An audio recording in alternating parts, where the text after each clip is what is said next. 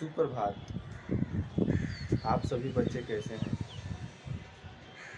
अगले वीडियो में हम गोदली का पार्ट 3 जो है ग्राम गीत का मर्म, इस पाठ के लेखक हैं लक्ष्मी नारायण सुधांशु।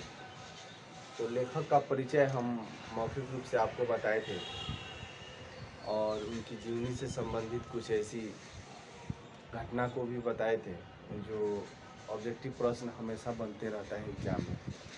आज हम लोग ग्राम गीत का मर्म, इस पाठ का सारांश हम अपने मौखिक रूप में समझेंगे और जानेंगे। ठीक है, देखिए हिंदी में कुछ ऐसे प्रश्न हैं गद्य और जो काव्य खंड है, मतलब कहानी से और निबंध से प्रश्न और कविता से, ठीक है, इससे ऑब्जेक्टिव क्वेश्चन बनता है, कुछ वर्णिका से बनता है।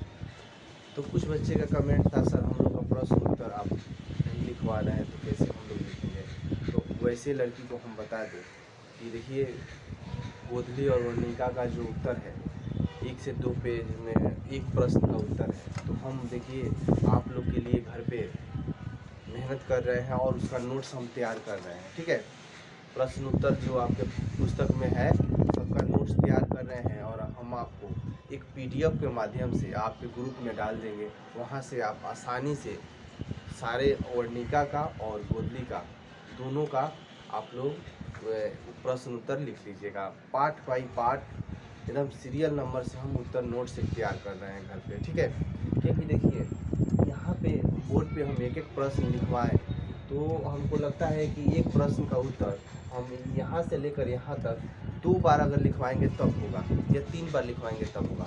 और हम अपने कॉपी में 1 पन्ना 2 पेज में एक जो उत्तर है लंबा लंबा, अब पूछता है प्रश्न में कि इस कहानी का सारांश लिखें।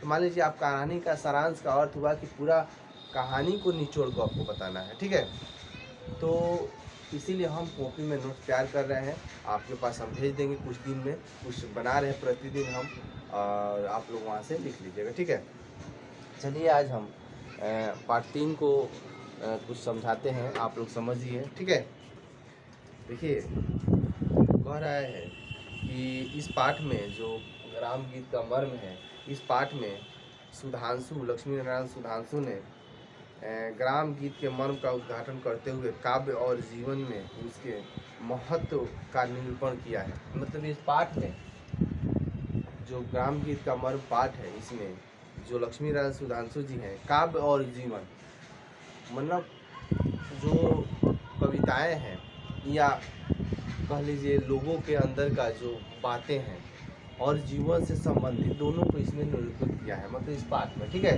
आगे देखिए लेखक का कहना है कि ग्राम गीतों में मानव जीवन के उन प्राथमिक चित्रों के दर्शन होते हैं। मतलब ग्राम गीत जो होता है, सबसे पहले हम जानेंगे ग्राम गीत होता क्या है। ग्राम मतलब गांव, गीत मतलब लोगों को क्या बोलते हैं, लोगों के द्वारा कही गई वाणी में क्या, जैसे आपका आ सकता है, देखिए गाँव में बहुत सारे गीत मंगल होते हैं, जैसे आपका छठ गीत हो गया, शादी विवाह के गीत हो गए, जन्म के गीत हो गए। ठीक है, तो वैसे गीत ग्राम गीत के अंतर्गत आता है। ठीक है, जो गाँव से शुरू होता है, छोटे छोटे आप लोग देखेंगे टोली के लेकर लोग गाना गाते हैं, छोटे छोटे ब्यास लोग जो होते हैं वो गाना गाते हैं ढोलक में, मंदिरों में देखने को मिल जाएगा, वही ग्राम गीत है। ठीक है ना, मतलब ग्राम गीत का अर्थ होता है हृदय की वाणी, समझ में आए ना जी।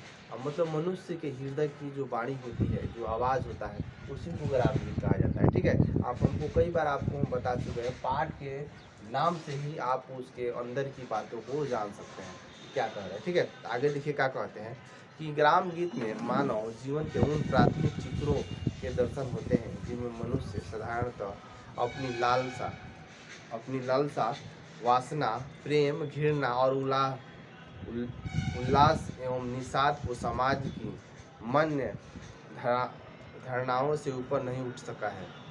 कह रहा है कि जो ग्राम गीत का मर्म है, दर्शन होते हैं, उसमें लालसा होती है मनुष्य की, वासना होती है, प्रेम होता है, घृणा होता है, ठीक है, और उल्लास होता है। ठीक है, इसमें कह रहा है कि अपनी हृदयगत भावनाओं को प्रकट करने में उनकी कृत्रिम शिष्टाचार का प्रतिबंध भी नहीं माना जाता है।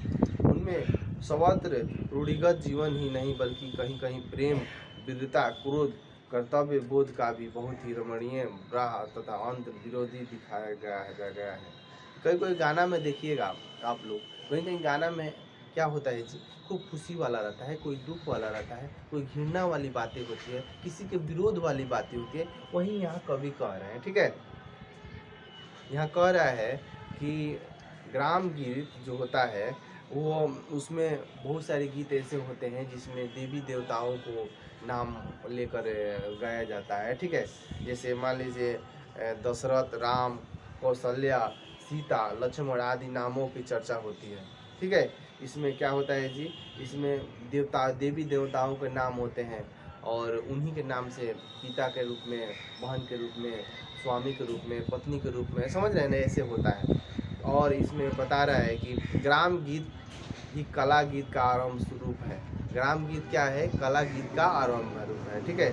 और यहाँ पे आगे ये कहते हैं, लेखक के अनुसार ग्राम गीत से ही कल्पना और व्यक्तित्वपूर्ण कविताओं का विकास हुआ है। ग्राम गीत से ही क्या हुआ है? कल्पना और जो कविताओं का विकास हुआ है।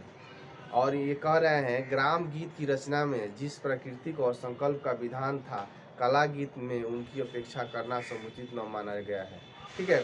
कुल मिलाकर ये लेखक जो हैं ग्राम गीत के बारे में इस पाठ में वर्णन किया है। ग्राम गीत में गाँव में कैसे छोटे छोटे टोली में लोग गाना गाते हैं और छोटे छोटे अपने हुनर से धीरे धीरे करते करते वो कहाँ से कहाँ मंजिल पहुँचते हैं। और ग्राम गीत क्या होता है कि गाँव में देखते हैं कि लोग कोई कोई प्रोग्राम ऐसा होता है जिसमें वहाँ की वातावरण के बारे में, वहाँ के समाज के बारे में, हमारे जो आसपास के रहन सहन है उसके बारे में हम लोग को देखने को मिलता है, ठीक है। तो ग्राम गीत जो है, इस पाठ को आप लोग 2 बार 3 बार पढ़ लीजिएगा, इसमें कुछ खास नहीं है, ठीक है। और आपको हम इस पाठ के मतलब 1, 2 और 3 तीनों पाठ के PDF हम आपको ग्रुप में भेज देंगे। आप वहाँ से प्रश्न उत्तर लिख लीजिएगा, ठीक है। आगे हम वर्णिका का पहला पाठ पढ़ाएंगे और उसको समझाएंगे, ठीक है। धन्यवाद।